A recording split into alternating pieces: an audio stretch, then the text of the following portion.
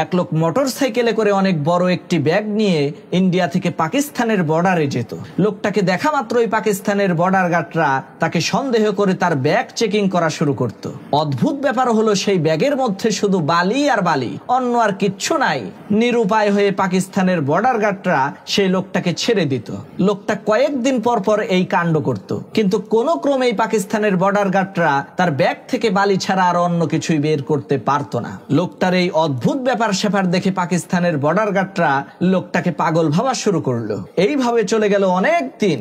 একদিন একজন border guard পাকিস্তানের মধ্যে ঘুরে বেড়াচ্ছে, এমন সময় ওই লোকটাকে অনেক দামি একটি গাড়ির মধ্যে বসে থাকতে দেখে জিজ্ঞেস করলো, ভাই আপনাকে তো দেখে আমরা পাগল ভেবেছিলাম, শুধু বালি নিয়ে ভারত থেকে পাকিস্তানে আসেন, কিন্তু আপনি এত ধনী হইলেন কেমনে, এত টাকা পয়সার মালিক হইলেন কিভাবে, সেটা তো বুঝতে পারলাম না। তখন সেই লোকটা ওই বর্ডার গার্ডকে বলল, স্যার আপনারা তো শুধু আমার ব্যাগটা চেক করতেন যে আমি ওই ব্যাগে করে কোনো কিছু স্মাগলিং করছি কিনা, কিন্তু আমি তো ওই ব্যাগে করে কিছুই আনতাম না।